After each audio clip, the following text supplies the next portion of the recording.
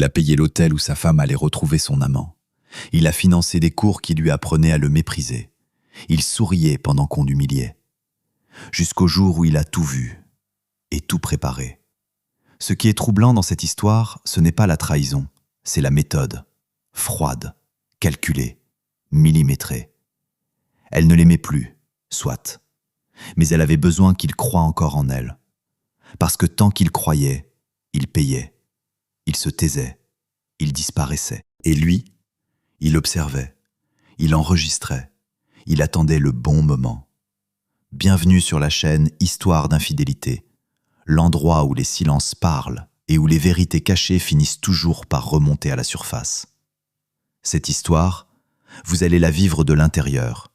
Chaque mot, chaque regard, chaque mensonge. Et pendant que vous regardez, dites-nous dans les commentaires de quelle ville vous écrivez et quel temps il fait dehors en ce moment. On commence. Le téléphone de Caroline vibrait sur la table de nuit comme un insecte enfermé dans une cage. 3 heures du matin.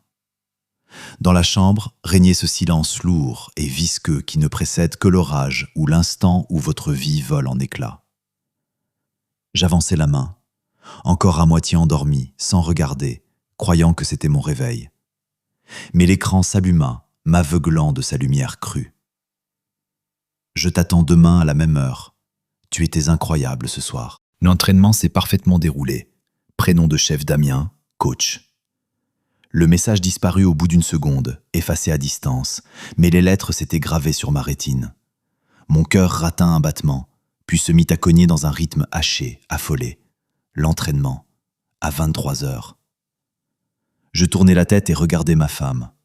Caroline dormait, les bras en croix, avec ce sourire serein qui m'avait jadis semblé angélique. Désormais, dans la lumière blafarde de la veilleuse, son visage m'apparaissait étranger. Un masque dissimulant un mécanisme froid et calculateur. Ces 3 derniers mois, elle avait changé à un point que je ne reconnaissais plus. Notre Caroline, douce et casanière, qui aimait passer ses soirées avec un roman, avait disparu. À sa place était apparue une autre femme, distante, sculptée, obsédée par le perfectionnement de soi et la salle de sport. Elle avait commencé à porter de la lingerie qu'elle jugeait autrefois inconfortable et à se parfumer d'un parfum qui me tournait la tête, mais qu'elle n'avait jamais porté pour nos soirées à deux. Je me levai sans bruit et m'approchai de son sac de sport, abandonné près de la porte. Mes mains tremblaient.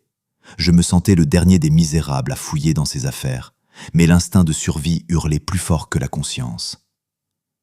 À l'intérieur, une tenue humide. Je portais le t-shirt à mon visage. Du fond du tissu, à travers le voile de son parfum coûteux, se dégageait un arôme net et âcre, déodorant masculin et quelque chose d'autre. L'odeur d'un corps étranger, d'un triomphe qui n'était pas le mien. J'eus un haut-le-cœur là, dans le couloir. « Qu'est-ce que tu cherches, Quentin ?» Sa voix trancha le silence comme un scalpel. Je sursautai. Caroline se tenait dans l'encadrement de la porte, adossée au chambranle.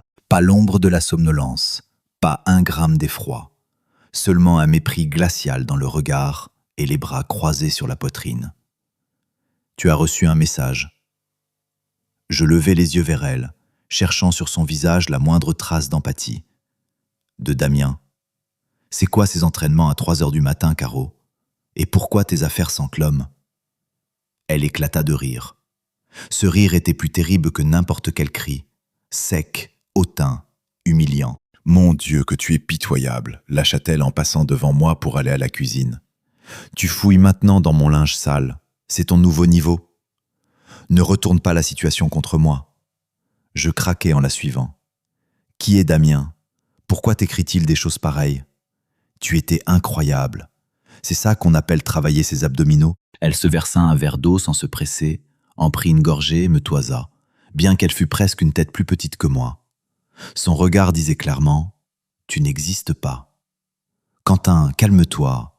Tu délires par complexe d'infériorité. Damien est un professionnel.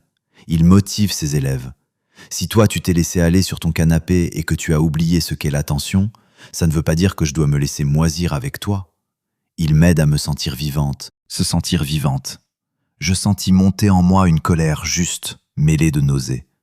Seule, la nuit, dans une salle vide. Vous étiez proche. Caroline, réponds-moi franchement. Elle posa son verre sur la table avec un bruit sourd. Son visage se tordit en une grimace de dégoût. Tu veux vraiment en parler sur ce ton ? Regarde-toi, froissé, hystérique, les mains qui tremblent. C'est toi qui me pousse à chercher une vraie présence ailleurs. Avec toi, on ne parle que de tes stupides rapports et de ton crédit immobilier. Damien, lui, voit en moi une femme. Donc c'est vrai, murmurai-je. Le monde autour de moi se mit à tourner lentement. 10 ans de vie commune, des projets partagés, des voyages, des fous rires. Tout cela venait de se transformer en une vulgaire farce. Tu me trompes avec ce coach. Caroline s'avança jusqu'à me toucher presque. Je perçus le parfum de sa crème que j'avais toujours adoré. Maintenant, il sentait la trahison.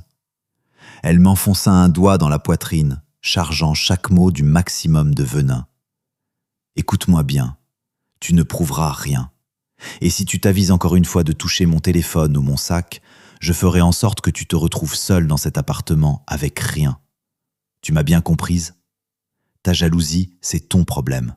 Va dormir et ne me gâche plus la nuit avec tes interrogatoires. Elle fit volte-face et disparut dans la chambre, me laissant seule avec le tic-tac de l'horloge de cuisine et la certitude que la femme que j'avais vénérée s'était révélée être un monstre de calcul.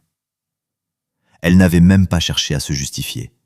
Elle m'avait simplement écrasé, rejetant sur mon insuffisance la responsabilité de sa propre duplicité. Je m'assis par terre. Une seule pensée battait dans ma tête. Ce n'est que le début. Elle croit que je suis brisé. Elle croit que ses manipulations ont fonctionné. Mais au fond de la douleur et de l'humiliation, quelque chose d'autre commençait à germer. Quelque chose de froid, de tranchant. Le désir de connaître toute la vérité jusqu'au fond, aussi sordide soit-elle. Je devais savoir qui était ce Damien et jusqu'où allait leur intimité. Je passai le reste de la nuit dans la cuisine à fixer la fenêtre, où une aube grise grignotait lentement les contours des immeubles. Dans ma poitrine béait un gouffre empli d'un froid de glace pilée. Caroline sortit de la chambre à 7 heures du matin, rayonnante, sentant le gel douche et le café fraîchement moulu. Comme si la scène de la nuit, ses aveux glacials sur mon inexistence, n'avaient jamais eu lieu. Elle avait enfilé une robe de sport moulante qui soulignait chaque courbe de son corps. Ce corps qui, je le comprenais maintenant, ne m'appartenait plus. Elle se maquillait les lèvres devant le miroir de l'entrée en sifflotant un air stupide qu'on passait en boucle à la radio. « Tu traînes encore là ?» lança-t-elle sans même se retourner. « Va donc prendre une douche, Quentin, tu as l'air d'un chien battu. C'est affligeant à voir. » « Caroline, nous n'avons pas fini. » Ma voix sortit étouffée, fissurée. « Tu as reconnu que Damien te donne ce que je ne te donne pas. Qu'est-ce que ça signifie ? Vous couchez ensemble ? Il te touche ?» Elle se retourna brusquement. Le rouge à lèvres dans sa main s'immobilisa, semblable à une petite arme rouge. Ses yeux se plissèrent et s'y ralluma cet orgueil que j'avais jadis pris pour de la confiance en soi. « Tu recommences vraiment ? » Elle soupira théâtralement et leva les yeux au ciel. « Tu es tellement complexé que tu tords le sens de chaque mot. Damien est mon mentor. S'il existe entre nous une certaine alchimie, c'est une proximité intellectuelle et spirituelle. Nous passons du temps seuls, à parler de mes objectifs, de mes blocages, de mon énergie. Et toi, tu ne sais que parler de gestes déplacés. C'est tellement mesquin, Quentin, tellement primitif. » Elle s'approcha de moi et redressa mon col avec une répugnance à peine voilée, comme si elle chassait une mouche morte. Il est marié d'ailleurs, une femme remarquable. Alors tes fantasmes sur notre idylle, c'est juste un symptôme de ta dépression. Occupe-toi de quelque chose d'utile au lieu d'espionner ma vie privée. Elle s'en alla en claquant la porte.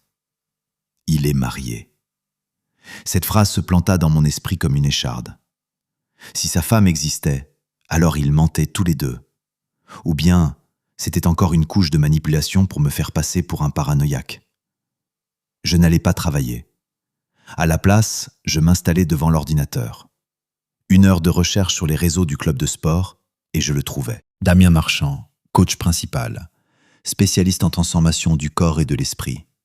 Sur la photo, un beau gars musclé au sourire éclatant et au regard de prédateur. Le genre d'homme qui connaît parfaitement sa valeur. Et une photo avec sa femme. Une jolie blonde, 2 enfants, un tableau idyllique.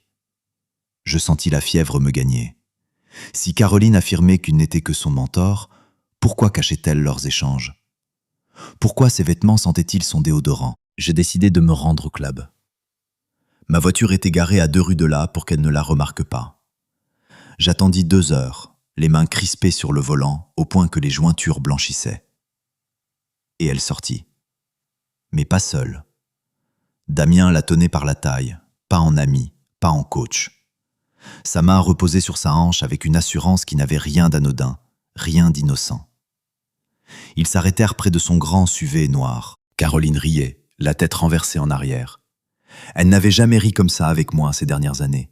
Elle semblait heureuse, d'un bonheur éblouissant, d'un bonheur qui était une trahison. Ils se tenaient très proches. Il lui chuchota quelque chose à l'oreille et elle le poussa à l'épaule d'un geste espiègle. Puis ce fut elle qui se pencha vers lui. Ils étaient là, sur le parking, à peine dissimulés par la pénombre et les vitres teintées. Ce n'était pas une bise sur la joue. C'était la confirmation de mon pire cauchemar.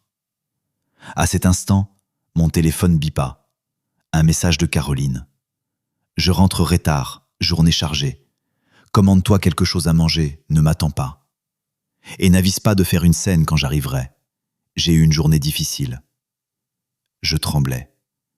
Elle tapait ce mensonge à 1 mètre de son amant, les yeux dans les yeux avec lui. Quelle insolence sans borne. Quelle impudence glaciale. Elle ne se contentait pas de me tromper. Elle savourait le processus de ma destruction, me réduisant à un pantin docile censé se commander à dîner et se taire. J'appuyai sur l'accélérateur et partis, de peur que si je descendais de voiture, je commette une sottise irréparable. Le soir, elle rentra à 23 heures. Elle passa devant moi en fredonnant, jeta ses clés sur la table. Elle dégageait une fraîcheur et ce même triomphe que j'avais vu sur le parking. « Tu ne dors pas ?» fit-elle surprise en se dirigeant vers le miroir. Encore ce regard d'enfant boudeur. Quentin, ça devient fatigant. « Je t'ai vue aujourd'hui, Caroline, sur le parking, avec Damien. » Elle se figea une fraction de seconde. Ni panique, ni larmes. Elle se retourna lentement et un sourire venimeux s'épanouit sur son visage. « Et alors, tu m'espionnais ? Tu te rends compte à quel point c'est ignoble ? Tu t'es rabaissé au niveau d'un harceleur. Tu l'embrassais, Caroline. Tu te frottais contre lui comme une chatte. C'est ça ta proximité spirituelle. Tu me mens en face. » Elle fit un pas en avant. Sa voix devint basse, menaçante. « Écoute-moi bien, mon cher mari. Si tu t'imagines que tes petits jeux d'espion te donnent le droit de crier après moi, tu te trompes. Damien est un homme qui me soutient. Si j'ai envie de lui exprimer ma gratitude avec un peu plus de chaleur qu'à l'ordinaire, c'est mon droit. Nous sommes au XXIe siècle. Si ça te blesse à ce point, c'est simplement que tu n'es pas à la hauteur d'une femme moderne. Tu vis encore dans le passé. Tu es sérieuse, là ? Tu justifies l'infidélité par des idées progressistes ? La trahison, c'est quand on abandonne une âme, trancha-t-elle, le menton levé avec arrogance. Et mon âme ne t'appartient plus depuis longtemps. Tu l'as perdue le jour où tu es devenu ennuyeux, prévisible et perpétuellement plaintif. Alors ferme-la et ne t'avise pas de m'accuser. Si quelque chose ne te convient pas, la porte est là. Mais souviens-toi que l'appartement est au nom de ma mère. Donc si tu commences à revendiquer des droits, tu te retrouveras dehors plus vite que Damien ne finit ses séries. Elle pivota sur ses talons et disparut dans la salle de bain, ouvrant le robinet à fond, coupant court à toute tentative de ma part de poursuivre la conversation. Je restais debout au milieu de la pièce, écrasé par son culot. Non seulement elle ne regrettait rien, mais elle m'avait placé en position de coupable pour avoir remarqué sa turpitude. Elle manipulait chacune de mes émotions, chacune de mes peurs. Mais elle avait commis une erreur. Elle avait mentionné sa femme. Les jours suivants se transformèrent en cauchemars surréalistes. Caroline se conduisait comme une reine qui daignait cohabiter avec un plébéien, et moi, j'étais l'insecte importun qui lui encombrait le passage. Elle avait cessé de se cacher. Son téléphone ne restait plus face contre table.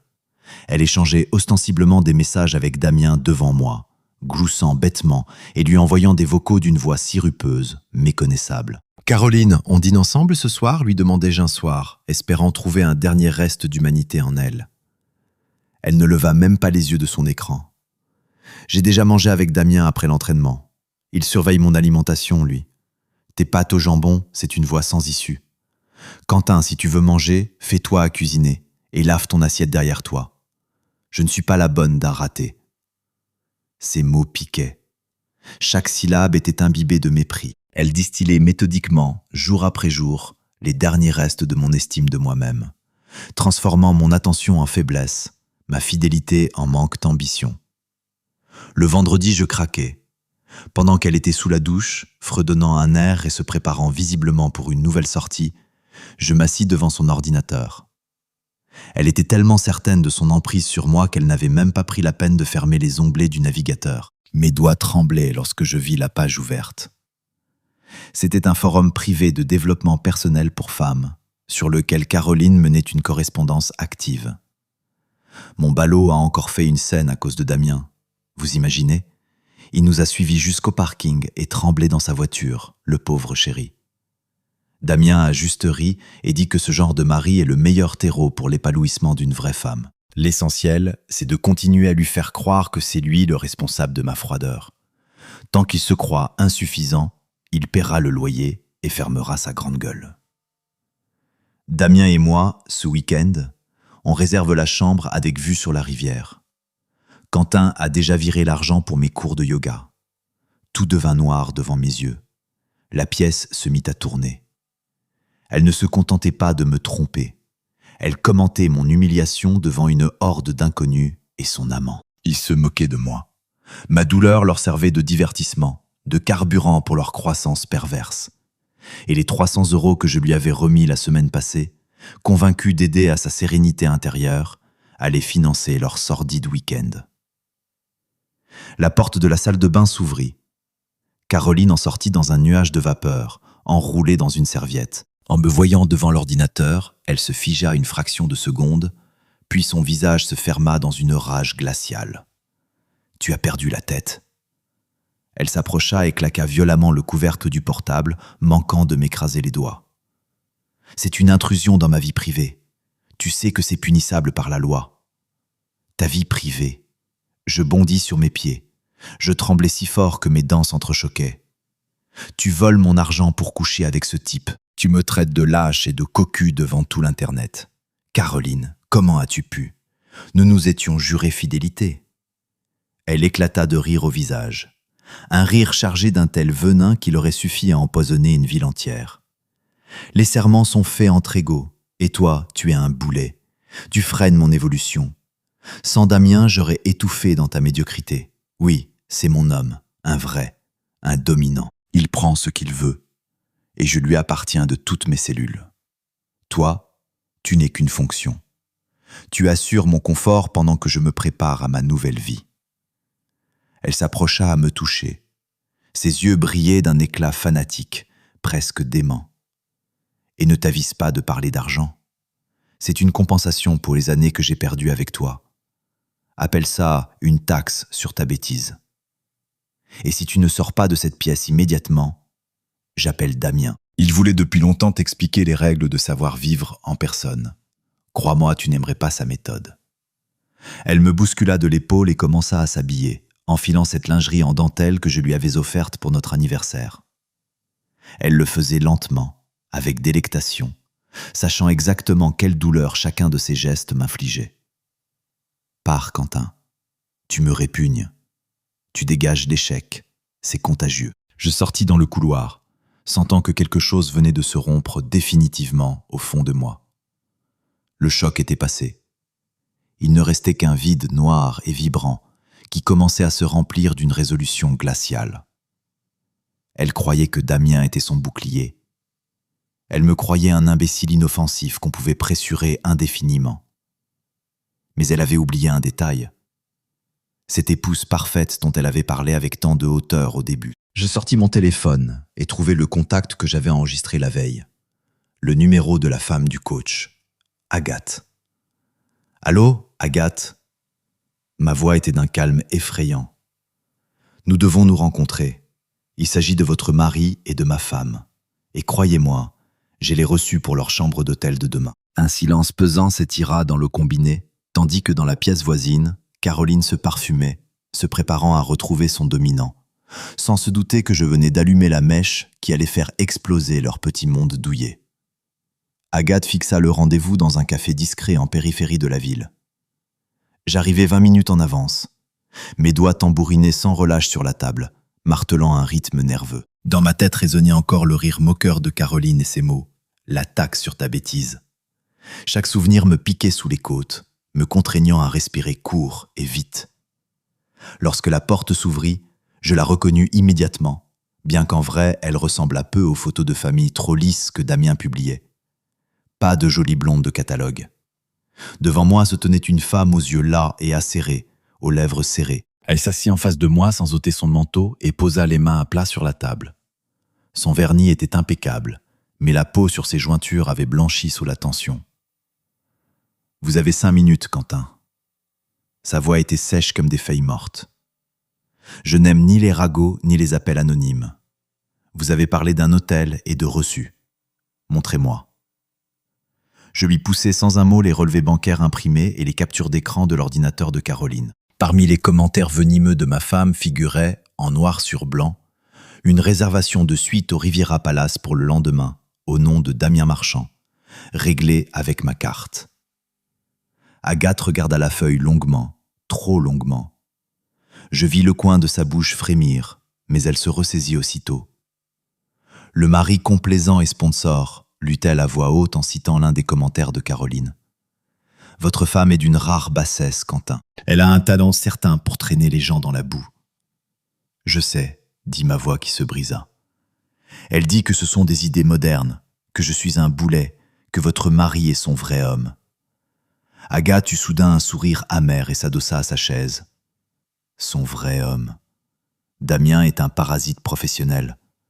Vous croyez que c'est la première fois qu'il entraîne une cliente de cette façon? Il repère les femmes qui ont de l'argent ou, comme dans votre cas, des maris trop confiants et joue les dominants. Il leur persuadait qu'elles étaient des déesses et leurs maris des ordures. C'était son modèle économique. Il vivait à leurs dépens tant qu'elles croyaient à ses histoires d'énergie et de blocage. « Alors il ne l'aime pas ?» demandai-je. Et au fond de moi, une nausée supplémentaire me saisit à l'idée que Caroline avait bradé notre vie pour si peu. « Damien n'aime que son reflet dans le miroir et ses chèques protéinés, trancha Agathe. Mais le problème, c'est que l'appartement où nous vivons est au nom de sa mère. Les voitures sont en leasing au nom du club. J'ai 2 enfants, et il m'a persuadé depuis des années que sans lui, je ne suis rien. Exactement comme votre Caroline vous le fait croire. » Nous restâmes assis en silence. 2 êtres dont les vies avaient été méthodiquement piétinées par des manipulateurs professionnels. Elle me chasse de chez moi, avouai-je. Elle dit que l'appartement appartient à sa mère. Elle prévoit de l'y installer dès que j'aurai définitivement craqué. Agathe se pencha brusquement en avant et une lueur dangereuse s'alluma dans ses yeux. C'est là qu'elle fait une erreur. Je connais Damien. Il ne me quittera jamais pour elle définitivement. Elle n'est pour lui qu'une ressource temporaire.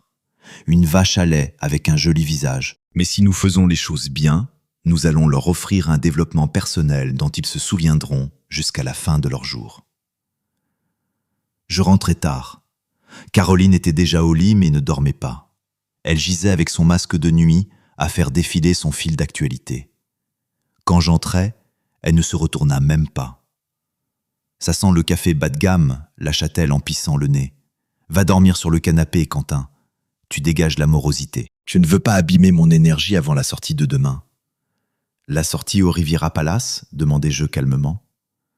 Elle se figea, ôta lentement son masque et me regarda avec une haine si peu dissimulée que j'en eus froid dans le dos. « Tu as encore fouillé dans mes affaires ?» Sa voix vibrait de fureur. « Espèce de néant ambulant. Oui, j'y vais avec un homme qui s'est procuré du plaisir et apprécié une femme à sa juste valeur. Et tu sais quoi ? Je ne rentrerai pas seul lundi. Je veux que tes affaires aient disparu d'ici à mon retour. J'en ai assez de trébucher sur ta tête d'enterrement. C'est aussi ma maison, Caroline.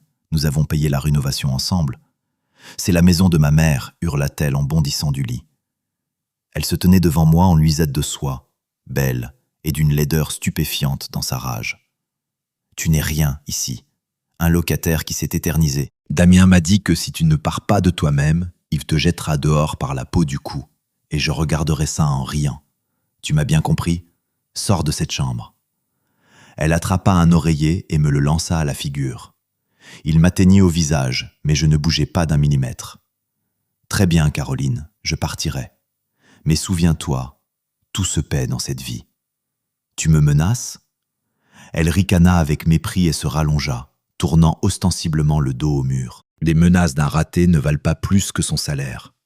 Ferme la porte derrière toi et n'oublie pas de laisser les clés sur la commode quand tu dégageras. Je sortis de la pièce en serrant mon téléphone dans la poche. J'avais l'enregistrement de cette conversation. Et j'avais le plan d'Agathe. Demain, au Riviera Palace, ce n'était pas une suite avec vue sur la rivière qui les attendait. C'était une collision avec une réalité qu'aucun coach dominant n'aurait pu anticiper. Je commençais à faire ma valise. Non pas pour partir définitivement, mais pour être aux premières loges de leur représentation finale. Le samedi matin s'ouvrit sur un défilé d'hypocrisie. Caroline voltigeait à travers l'appartement, rassemblant ses affaires dans ce même sac que j'avais autrefois reniflé en secret, comme une bête aux abois. Elle était éblouissante. Robe légère, maquillage impeccable, et ce sourire carnassier et triomphant qui ne m'était pas destiné. « Les clés sont sur la table, Quentin », lança-t-elle en chaussant ses lunettes de soleil alors que le ciel dehors était couvert. « J'espère qu'à mon retour, il ne restera même plus l'odeur de ta présence dans cet appartement. Tu comprends bien que résister ne sert à rien.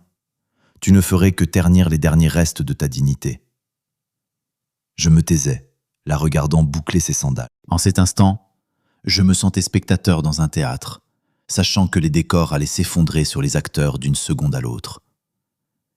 Tu ne diras même pas au revoir. Elle fit la moue, se contemplant avec complaisance dans le miroir. Peu importe. Ton silence est le plus beau des cadeaux. Elle s'en alla, laissant derrière elle un sillage de parfums coûteux et un désert calciné dans mon âme. Dès que la porte claqua, j'appelai Agathe. « Ils sont partis. »« Nous aussi, » répondit-elle brièvement. « On se retrouve dans le hall dans 1 heure. » Le Riviera Palace m'accueillit avec sa pompe dorée et sa courtoisie de façade. Je vis le grand SUV noir de Damien se glisser devant l'entrée. Il sortit le premier, tout en acier et assurance, dans un t-shirt moulant qui exhibait le fruit de son travail. Caroline bondit littéralement de la voiture et se pendit à son cou. Ils s'embrassèrent là, devant le perron, sans se soucier des portiers. Il lui murmurait quelque chose en la serrant contre lui, et elle levait les yeux vers lui avec cette dévotion d'un chien bien dressé. Agathe surgit de l'autre côté du parking. Longue silhouette, lunettes noires, manteau sombre, l'allure d'une professionnelle venue régler une affaire. « Tu es prêt ?» demanda-t-elle en s'approchant de moi. « Plus que prêt. » Nous entrâmes dans le hall 5 minutes après eux. Caroline et Damien se tenaient devant la réception. Il tendit nonchalamment son passeport en enlaçant ma femme par les épaules. Elle lui racontait gaiement quelque chose en désignant le restaurant du doigt. « Chambre 402, suite nuptiale », annonça la réceptionniste d'une voix claire. « Le paiement a bien été effectué. Souhaitez-vous commander quelque chose en chambre ?»« Une bouteille du meilleur champagne », tonna Damien. « Nous fêtons quelque chose d'important aujourd'hui. Ma reine mérite de se reposer. » Caroline ronronna et se pressa contre son biceps. À cet instant, Agathe fit un pas en avant et ôta ses lunettes. « Quel événement exactement, Damien? Ton licenciement ou mon divorce ?» Sa voix retentit comme un coup de feu dans une cathédrale vide. Damien tressaillit comme s'il avait reçu une décharge électrique. Il se retourna lentement. Son bronzage passa du cuivré au blême en une fraction de seconde. Caroline poussa un cri, s'écarta brusquement de lui et croisa mon regard. « Agathe, qu'est-ce que tu fais là ?» balbutia le coach dominant, perdant instantanément tout son vernis. Ses épaules s'affaissèrent, sa voix devint mince et obséquieuse. « Quentin, tu me surveillais ?» Caroline tenta de rallumer son agressivité habituelle, mais sa voix tremblait. « C'est révoltant. Tu es un psychopathe. Damien, fais quelque chose. » Damien, cependant, n'était pas pressé de faire quoi que ce soit. Il regardait Agathe, qui posait déjà une liasse de documents sur le comptoir. Ce relevé bancaire, Damien, dit-elle d'un ton glacial, et les enregistrements des caméras de ton club. Et voici la demande de partage de biens, incluant l'appartement de ta mère, dans lequel j'ai investi tout l'héritage de mes parents. Mais le plus intéressant n'est pas là. Elle se tourna vers Caroline, qui s'était aplatie contre le comptoir, les yeux écarquillés dans un mélange de terreur et de mépris. « Caroline, ma chérie, chantonna Agathe, c'est avec le compte de votre mari que vous avez réglé cette suite. Comme c'est touchant. Damien, tu n'as pas dit à ta reine que ta dette envers le club s'élève à 300 000 € et qu'on t'a officiellement licencié hier pour manquement à l'éthique professionnelle? Quoi? Caroline écarquilla les yeux, promenant son regard entre Agathe et son amant soudainement silencieux. Damien, de quoi elle parle? Tu m'avais dit que tu étais copropriétaire. Damien se taisait, les yeux rivés sur ses baskets. Toute sa puissance d'alpha s'était évaporée, laissant place à un petit escroc apeuré. Il est copropriétaire de ses dettes, ma chérie. Je fis un pas en avant, éprouvant une froide et étrange satisfaction. Et maintenant que j'ai déposé la demande de divorce et bloqué toutes les cartes dont tu usais si généreusement, tu vas devoir régler toi-même cette fête. Le champagne, le petit déjeuner et le taxi jusqu'à chez ta mère. Tu n'oseras pas, hurla Caroline. Son visage se tordit de rage. Tu détruis ma vie par pure jalousie mesquine. Damien, dis-leur quelque chose, dis-leur à tous. Mais Damien fit alors ce qu'elle n'attendait absolument pas. Il recula d'un pas, les paumes levées en avant. Caroline, écoute, pas d'hystérie. Tu disais toi-même que tu avais tout sous contrôle. Agathe, rentrons, on va tout s'expliquer. C'est un simple malentendu. Cette femme, c'est elle qui me courait après, qui proposait de l'argent pour les séances, qui se plaignait de son mari raté. Moi, je ne faisais que lui apporter du soutien. Caroline se figea. Sa bouche s'ouvrit en un cri muet. Celui pour qui elle m'avait piétiné, celui qu'elle admirait, venait de l'essuyer comme un paillasson devant tout le monde, la réduisant à une cliente à qui il avait offert de l'empathie. « Tu viens de dire quoi ?» murmura-t-elle. « Tu me disais que j'étais ton âme, qu'on partirait ensemble. » J'ai dit beaucoup de choses dans la salle de sport, grogna Damien sans la regarder. « Agathe, on y va. »« À la voiture, tu iras à pied, Damien. » Agathe me lança les clés du SUV. « Le véhicule est immatriculé au nom de ma société. Quentin, vous me déposez? Nous avons encore à discuter de la procédure pour attaquer votre femme en justice pour détournement du budget familial. » Nous pivotâmes et marchâmes vers la sortie. Dans mon dos, j'entendis Caroline pousser des cris perçants, non de douleur, mais de la conscience de sa propre défaite. Elle se jeta sur Damien en tentant de le frapper avec son sac, mais il l'écarta simplement et fila vers la sortie. Je compris alors que leur grande passion valait exactement ce qu'il y avait sur ma carte. Et maintenant que le solde était à 0, il ne restait même pas de cendre de leur grand amour. Le soir même, Caroline déboula dans l'appartement comme une furie blessée. Je l'entendis claquer la porte à fracas, jeter son sac de luxe contre le mur, puis éclater en sanglots, non de remords, mais d'une rage brûlante et impuissante. J'étais assis dans la cuisine, dans la pénombre. Sur la table reposaient une enveloppe et un trousseau de clés. « Quentin, tu es encore là ?» Elle fit irruption dans la cuisine, le mascara ruisselant sur les joues, transformant son visage en masque de cauchemar. « Tu es content? Tu as tout détruit. Tu m'as humilié devant ce salaud et sa chienne en laisse. Tu sais ce que tu as fait? Damien m'a bloqué partout. Il dit que je suis une fan obsessionnelle. » Elle attrapa un verre sur la table et leva le bras, mais je ne bronchai pas d'un millimètre. Mon regard, calme, vide, la frappa comme un seau d'eau glacée. Elle baissa lentement le bras. « Tu crois que c'est une victoire ?» siffla-t-elle en s'approchant, cherchant à retrouver son masque habituel de hauteur. « Tu m'as ridiculisé. Vous avez bien ri, toi et cette brebis d'Agathe. Et après? Tu pars quand même, et moi je reste ici, dans cet appartement. Et demain, je trouverai un homme 10 fois mieux que ton coach. Et toi, tu pourriras dans ton studio à te souvenir de ce que tu as perdu. Caroline, assieds-toi, dis-je doucement. Tu dois lire quelque chose. » Je poussai le document vers elle. Elle renifla avec dédain, mais ses yeux coururent malgré elle sur les lignes. À chaque seconde, son visage pâlissait davantage, prenant une teinte terreuse. « Qu'est-ce que c'est ?» Sa voix se brisa en murmure. Un acte de donation à mon nom, signé par ta mère. C'est un faux, un montage. Maman n'aurait jamais... Ta mère a toujours été plus bienveillante avec moi qu'avec toi, Caroline. Tu te souviens, il y a 6 mois, quand tu prétendais partir en retraite spirituelle alors que tu festoyais avec un coach quelque part sur la Côte d'Azur. Ta mère est tombée gravement malade. Tu ne décrochais même pas ton téléphone. Tu disais avoir besoin de purifier ton esprit. Je bus une gorgée de thé refroidi en la regardant droit dans les yeux. Je l'ai emmenée de médecin en médecin. J'ai payé son opération sur mes économies cachées, celles que tu ignorais parce que tout le reste, tu le dépensais en vêtements. Je passais des nuits dans sa chambre d'hôpital pendant que tu postais des stories sur l'énergie féminine. C'est alors qu'elle m'a dit qu'elle ne voulait pas que le foyer familial revienne à quelqu'un qui ne respecte ni sa mère, ni son mari. Elle m'a cédé sa part dès le mois d'octobre. J'ai racheté le reste il y a 1 mois, officiellement chez le notaire. Caroline se mit à trembler. Elle s'agrippa au bord de la table. Ses doigts aux ongles parfaits griffaient convulsivement le bois. « Non, non, tu mens. Tu es un manipulateur. Tu t'es insinué dans sa confiance. » Elle passa au cri. « Je vais lui téléphoner, là, tout de suite. »« Appelle, » dis-je en haussant les épaules. « Elle est en cure thermale en Suisse. Grâce à l'argent que j'ai tiré de la vente de ta voiture, celle que tu croyais être la tienne mais qui était immatriculée au nom de ma société. » Elle saisit son téléphone.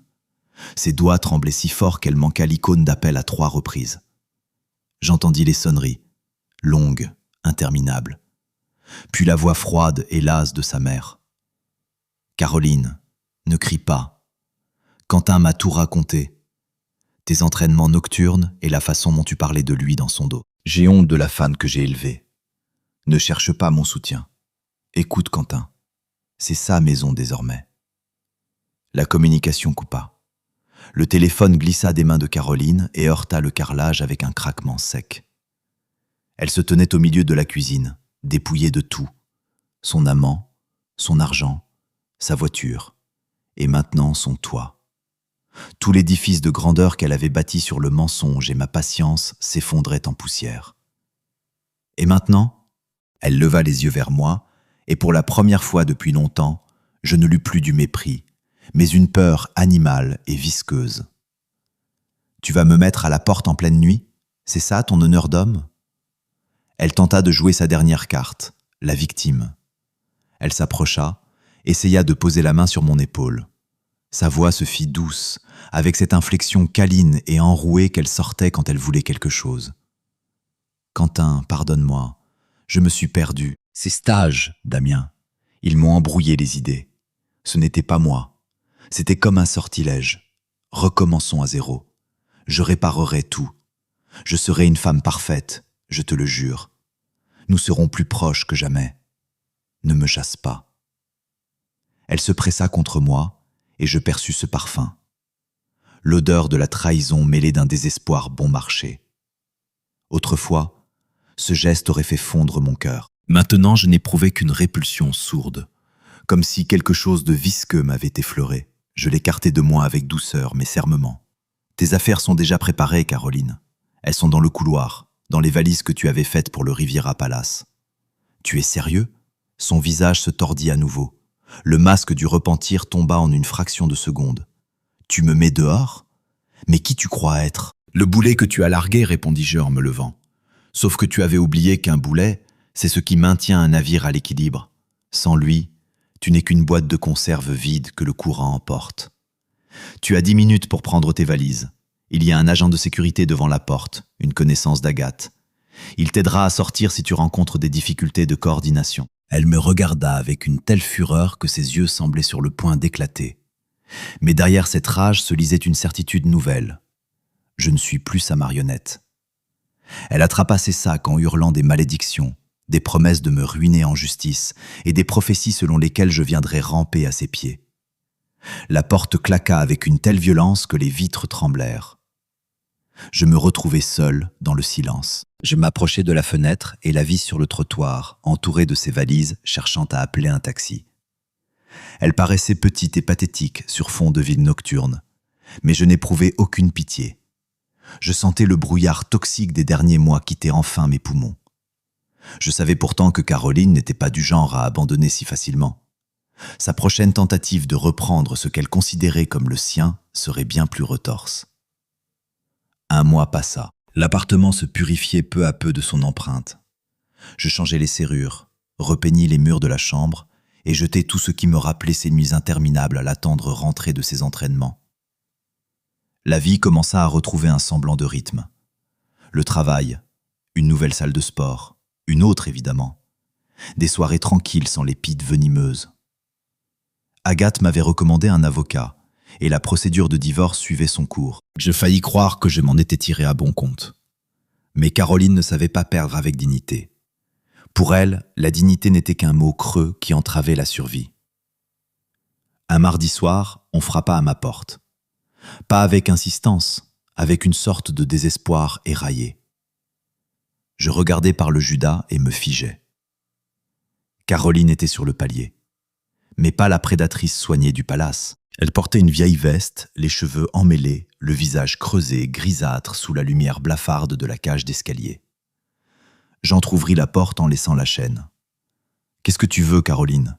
Nous avons convenu de ne communiquer que par l'intermédiaire des avocats. »« Quentin, s'il te plaît. » Sa voix se fissura, des larmes brillèrent dans ses yeux.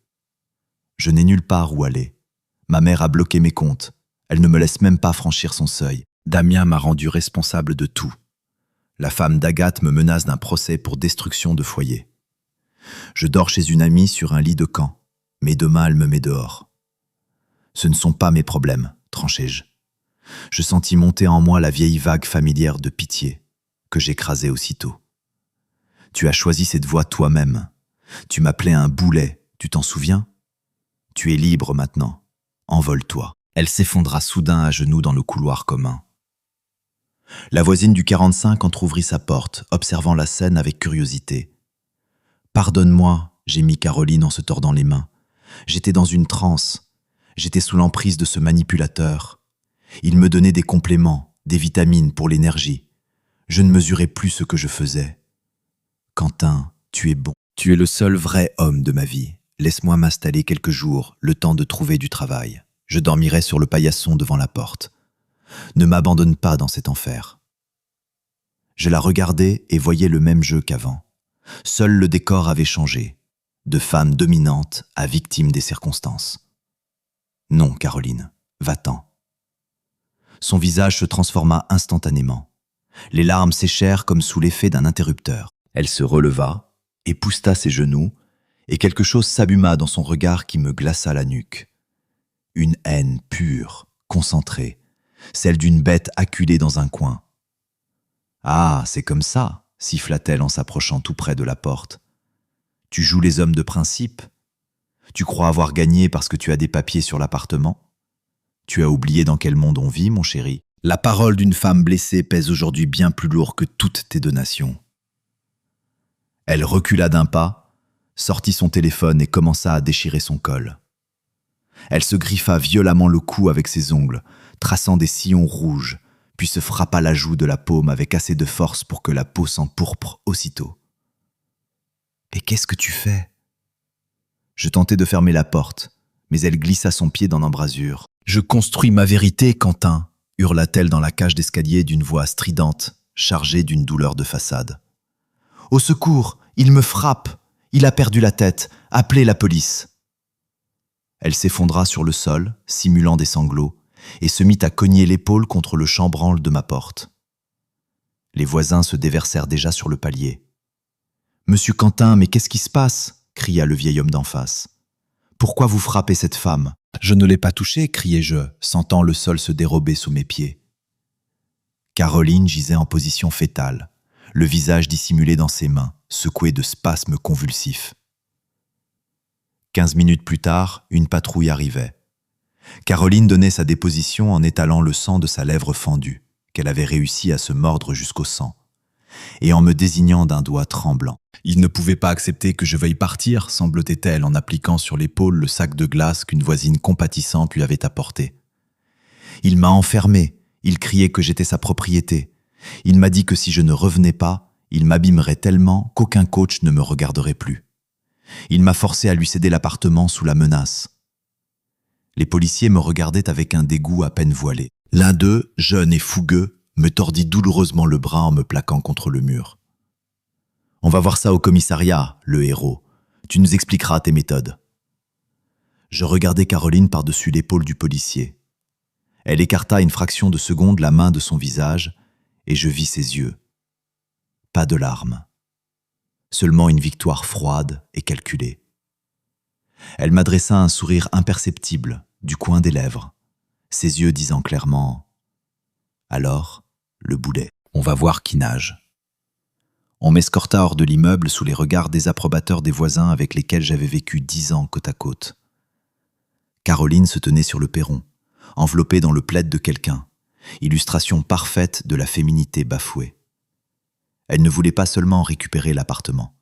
Elle voulait détruire ma réputation, mon travail, ma liberté. Elle savait que prouver l'absence de coups est bien plus difficile que leur existence, quand la victime est suffisamment convaincante.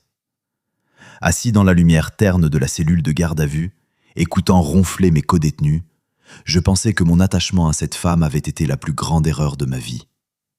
Mais sur un point, elle avait mal calculé son coup. Ce mois écoulé, moi non plus, je n'étais pas resté les bras croisés. Et mon appartement n'était pas équipé seulement de nouvelles serrures. La cellule sentait la javel et le désespoir. Le jeune lieutenant me regardait avec un mépris non dissimulé en feuilletant le procès-verbal. « Alors, Quentin, dit-il en refermant le dossier, votre femme est à l'hôpital pour faire constater les coups. Les voisins confirment tous. Elle criait, se débattait. Vous la traîniez par le col. Ça se présente mal. Vous risquez de la ferme. Qu'avez-vous à dire pour votre défense ?» Je levai la tête. La fatigue m'écrasait comme du plomb, mais au fond de moi régnait un calme étrange. Le calme du prédateur qui a attiré sa proie dans le piège parfait. Une seule chose, lieutenant. Regardez à nouveau dans le dossier. Dans mon portefeuille, il y avait une petite clé USB. Et sur mon téléphone, que vous avez saisi, il y a une application de maison connectée. Et alors ? Il fronça les sourcils. Vous voulez nous impressionner avec vos gadgets ? Non, je veux vous montrer un film. Voyez-vous, après que ma femme a commencé à amener son coach chez moi et à discuter sur Internet des moyens de me faire quitter l'appartement, j'ai installé des caméras dissimulées dans chaque pièce. Et surtout, un interphone avec détecteur de mouvement et enregistrement audio haute définition. Le visage du lieutenant changea. Il sortit de la salle d'interrogatoire et revint 10 minutes plus tard avec un ordinateur portable. Nous regardâmes l'enregistrement ensemble. À l'écran, Caroline se tenait devant ma porte. On la voyait frapper timidement. On me voyait ouvrir avec la chaîne.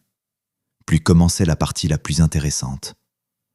Je refermai la porte et Caroline, seule sur le palier, se taisait brusquement.